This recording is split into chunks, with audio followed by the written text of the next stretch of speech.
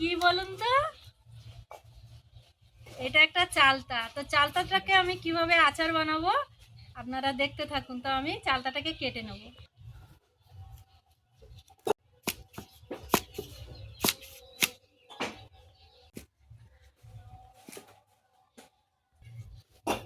চালতাটাকে এইভাবে খোসা ছাড়িয়ে নেব।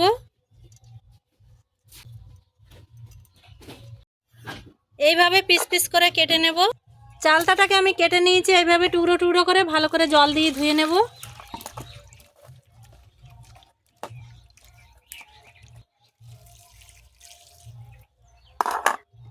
আরও একবার জল দিয়ে ধুয়ে নেব।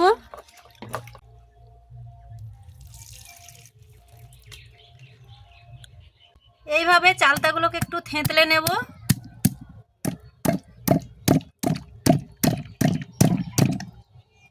চালতাগুলো সব থেঁতো করে নিয়েছি। উনান ধরিয়ে কড়াই বসিয়ে দিয়েছি। কড়াইতে দিয়ে দেব জল। জলে দেব হলুদ গুঁড়ো আর দেব লবণ।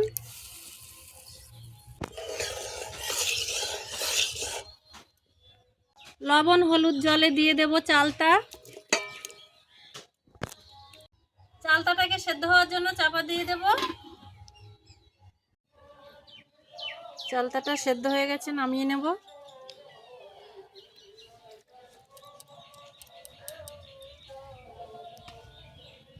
চালতার আচার করার জন্য কি কি মশলা নিয়েছি আপনাদের দেখিয়ে দেবো। গোটা জিরে, গোটা ধনে, গোটা মৌরি, শুকনো লঙ্কা আর নিয়েছি সরিষার তেল। কড়াইতে দিয়ে দেবো শুকনো লঙ্কা।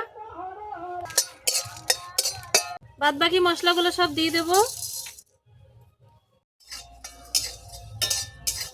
মশলাগুলো ভাজা হয়ে গেছে, নামিয়ে নেব।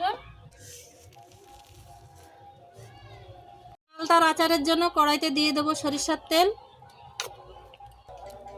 তেল গরম হয়ে গেছে, ফোড়নে দিয়ে দেবো 5 ফোড়ন আর দেব তেজপাতা।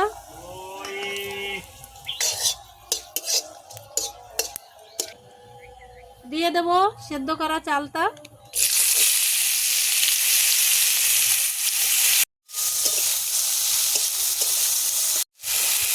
চালতার আচারে আমি এক ফোঁটাও জল দেবো না, দিয়ে দেব আখের গুড়।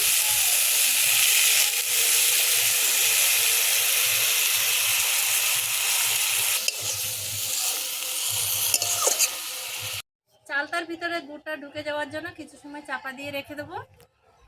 ভাজা মশলাগুলো গুঁড়ো করে নেব।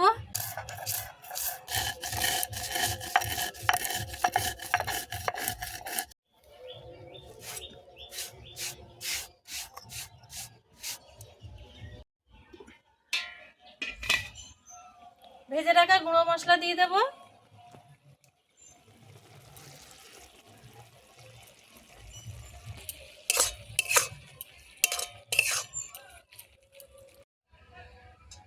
চালতার আচারটা হয়ে গেছে, নামিয়ে নেব।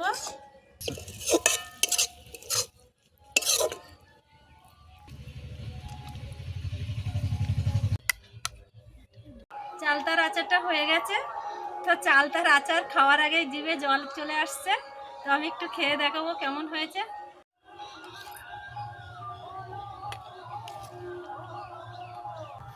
চালতার আচার দেখলেই ছোটবেলায় স্কুলের কথা মনে পড়ে যায়। স্কুলের গেটে চালতার আচারওয়ালা থাকতো, খেতাম আমরা সবাই।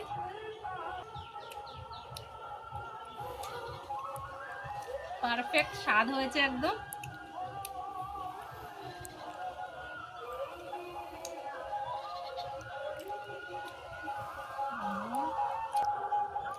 চালতার আচারটা ভালো হয়েছে বন্ধুরা। আপনাদের যদি ভিডিওটা ভালো লাগে লাইক সাবস্ক্রাইব করে দেবেন। সবাই ভালো থাকবেন, সুস্থ থাকবেন। নমস্কার।